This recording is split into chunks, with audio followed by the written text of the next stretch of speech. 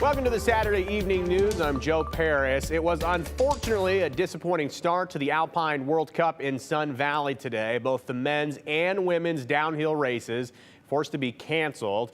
Brady Frederick and Abby Wilt, though, they join us live from Sun Valley. And Brady, Abby, officials, from what we understand, they had to cancel everything because of the high winds? Yeah, Joe, we're having quite a celebration here. Sorry, I cannot hear you very well. But the fans are having a great time, as you can see behind me here. Now, the races did get postponed today. Then they got the course clear, but they did end up having to cancel all events altogether due to heavy winds. But fans are still really enjoying it. We'll get to how the athletes are doing, but first let's talk on these fans behind me. They say that they are sad to miss watching the athletes race, but they know that safety is what's more important. Over 1,000 fans came to Sun Valley today of all ages to watch. They say it was an event they couldn't miss being at. They worked so hard to get the course ready, and it's such a bummer to see them cancel, but I get it, safety. And you blow out the course going 70 miles an hour, you're gonna get hurt. So we get it. It's a bummer today, but we're looking forward to tomorrow. It's gonna be good.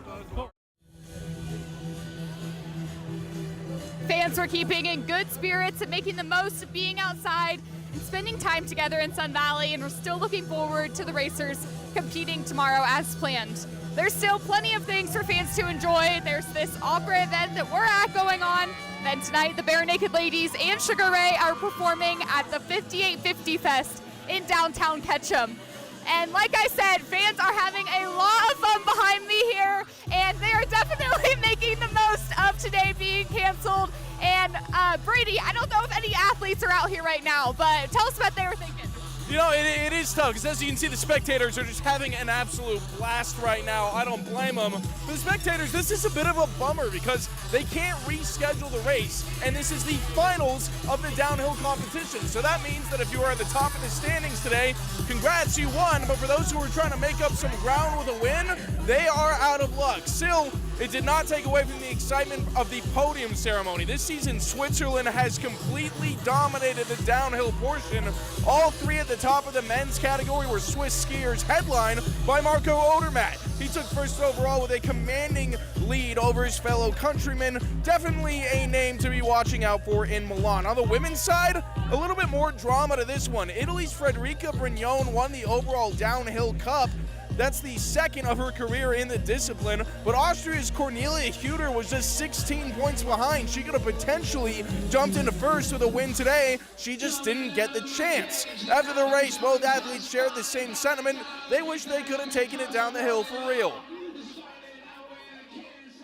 I just wanted to fight for it, but this is our sport. I mean, alpine skiing is an outdoor sport, and sometimes you don't race. Like in La Tuile, I would have been amazing to do a downhill. That was my downhill actually, but we didn't race, so yeah.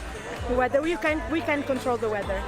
I'm a little bit sad, but all of all, I'm also really happy with my whole downhill season. It was amazing, and I think I've not lost today the globe I've lost in January, where I was a little bit ill and also struggled with my mindset and everything. And yeah, I'm on second position, and that sounds good.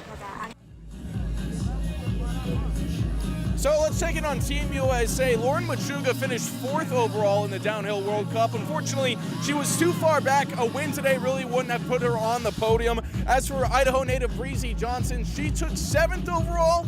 Lindsey Vaughn took 19th. Now, as Mr. Brightside plays behind us, we'll look at the bright side. Even though it was an anticlimactic start to the event today, we got plenty more coming up, starting with the men's and women's Super G coming up tomorrow, so we can look forward to that. All right, well, Brady, Abby, Aspen Shumpert hanging out there as well, the Red 7.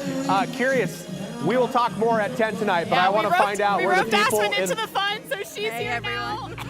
Getting her out of Capitol Watch for a few minutes. Okay, yeah. Good. At 10 o'clock, I want to know where the guys in the orange coat were from. We will check in with you guys in a few hours.